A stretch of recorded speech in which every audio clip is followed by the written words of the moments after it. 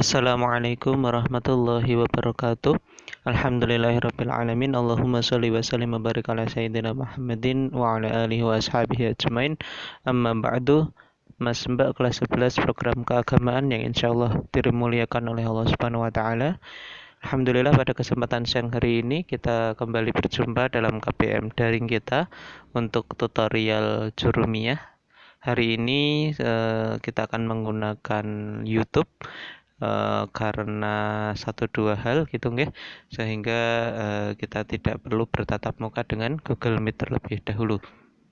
Mas Mbak sekalian, di Google Meet kesempatan sebelumnya minggu yang lalu kita sudah membahas tentang tanda-tanda isim ya. Ini juga di Arab Minat juga sedikit sudah tersinggung gitu nggih.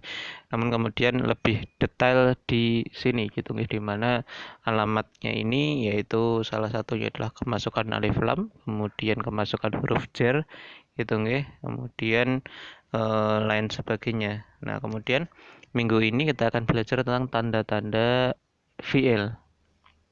Nah, wal fi'lu yu'rafu, dan fi'il ikut diketahui, itu maksudnya adalah berarti fi'il tanda-tanda dari sebuah fi'il gitu ya, karena bisa diketahui dengan qad. Jadi ada kemasukan kata qad gitu ya. Jadi apapun gitu ya, suatu kata atau kemasukan kata qad, entah itu mungkin di depannya dimulai dengan lamul ibtida ya, laqad gitu misalkan, atau apa yang lain nggih, kemasukan yang lain, tapi kalau pokoknya ada qad di depan suatu kata, maka kata itu adalah fi'il. Kemudian ada sin, wasin, wasaufa. Kemudian ada huruf sin dan huruf saufa. Itu nanti artinya sama-sama akan gitu ya, tapi nanti kita bisa melihat perbedaannya. Ada sedikit perbedaan antara sin dan saufa. Kemudian ada ta'ut ta'nis as-sakinah, ta'nis as-sakinah, ta'nis yang sukun.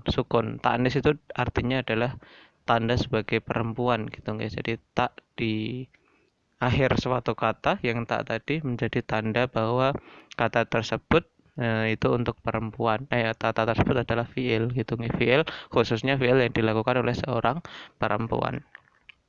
Nah, yakni annal fi'la yatamayyazu 'anil ismi wal harfi bidukhuli qad 'alaihi.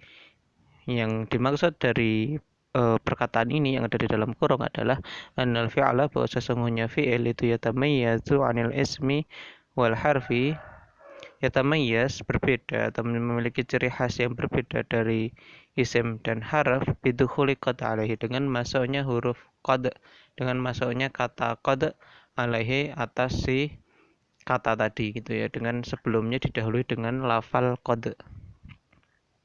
Wa tadkhulu 'alal madhi, kata qad itu bisa masuk pada fi'il madhi.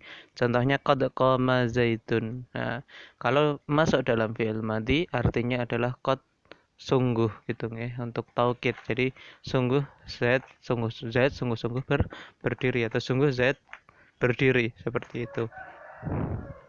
Kemudian walal mudhari, qad juga kadang masuk atas fi'il mudhari, namun qad pada fi'il mudhari tidak, artinya berbeda dengan qad pada masuk ketika masuk fi'il madhi. Kalau fi'il madhi tadi kan qad artinya sungguh, taukid, penguat. Namun kalau untuk fi'il mudhari itu memiliki makna taklil gitu nggih, kadang seperti itu. Jadi qad yaqumu, terkadang si Z itu berdiri, dan artinya berbeda. Jadi qad di fi'il madhi itu untuk sungguh, untuk taukid. Kemudian untuk fi'il mudhari adalah taklil, untuk kadang atau ya jarang-jarang gitu nggih.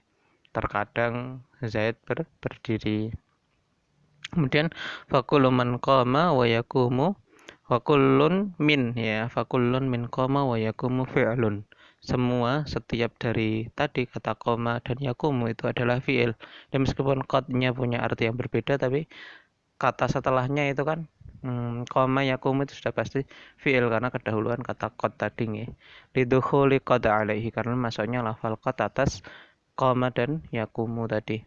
Wasin wasaufa yakhtasani bil mudhari. Kemudian kata atau lafal sin dan saufa itu khusus untuk fi'il mudhari. Jadi sa'aktubu, nah misalkan ya, atau saufa aktubu, nah seperti itu nih. Nah, setelah sa atau setelah saufa itu pasti sudah fi'il. Jadi ini masih berkaitan dengan tanda ya, tanda, ingat-ingat, ini masih tanda fi'il. atau fi'il bisa diketahui dengan ini gitu ya. Nah, masuknya sin dan masuknya saufa. Masuknya sin tadi seperti yang saya sampaikan, sin di situ artinya akan, tapi untuk sesuatu yang dekat gitu ya. Jadi misalkan saat tubuh berarti saya akan menulis tapi dalam waktu dekat itu benar-benar akan menulis. Berbeda dengan saufa gitu ya. Saufa itu untuk yang lebih lama lagi gitu ya dari sa. Jadi saufa itu untuk taswif, untuk yang nanti tapi yang jaraknya lebih jauh daripada sa. Kemudian contohnya adalah sayaqumu zaitun, Zaid akan berdiri, wa sawfa yaqumu zaitun, Zaid nantinya akan berdiri. Fayaqumu fi'lun mudhari' lidukhuli sin wa sawfa alaih. Kemudian yaqumu tadi adalah fi'il dan termasuk fi'il mudhari' karena kemasukan sin dan sawfa. Kemudian tak ta'nis sakinah tahtasu bil madi. Tak ta'nis sakinah itu hanya khusus pada fi'il madi. Nah, diingat-ingat ya. Ada tak ta'nis, tak yang menunjukkan perempuan, as-sakinah yang sukun. Nah, contohnya hanya pada tasrif lugawi teman-teman fa'alat gitu ya. Kalau teman-teman sudah belajar sorof harusnya gitu ya, di kelas 10 sudah belajar sorof istilah tasrif lugawi gitu ya. Fa'alat berarti ya. Jadi kalau dia sedang dia perempuan telah berdiri berarti qomat. Contohnya di sini nahu qomat hindun. Faqama fi'lun madi liluhu kita ilah, karena kemasukan atau karena berjumpa dengan ta'nis sakinah. Tak di sini dimaksud ta'nis sakinah lahu bagi lafal si koma tadi. Kemudian al-haraf atau tadi selain isim dan fi'il, tandanya adalah ma la yasluhu ma'hu dalilul ismi. Apa yang tidak tepat atau apa yang tidak menerima tanda isim. Jadi tanpa ada tanda isim maupun ada tanda wala dalilul fi'il, dan juga tidak ada tanda fi'il. Nah, berarti sesuatu gitu ya, suatu kata, suatu lafal di situ tidak ada tanda fi'il maupun ada tanda isim, maka kemungkinan besar itu adalah harf. Contohnya adalah hal seperti itu ya, fi, kemudian lam, dan lain sebagainya. Nah, contoh-contohnya ada di syarahnya, ada di luar kurung. Nah, nanti di paragraf setelah syair atau setelah perkataan Al-Allamah Al-Hariri gitu nggih. Di situ dijelaskan bahwa tidak ada tanda itu adalah tanda gitu nggih. Seperti huruf H. Kan kalau teman-teman lihat bentuk gitu ya, jim, ha, kho itu kan pada dasarnya bentuknya sama gitu nggih.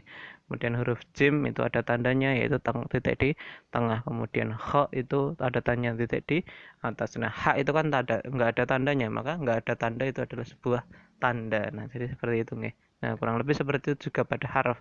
Tidak ada tanda pada fi'il dan isim, maka ketidakadaan tanda itu adalah tanda dia bahwa dia adalah harf. Oke, kurang lebih begitu ya untuk yang bisa saya sampaikan. Mudah-mudahan yang sedikit ini bermanfaat. Bila ada kesalahan ucap, kekurangan mohon dimaafkan. Hadanallahu ajmain. Wassalamualaikum warahmatullahi wabarakatuh.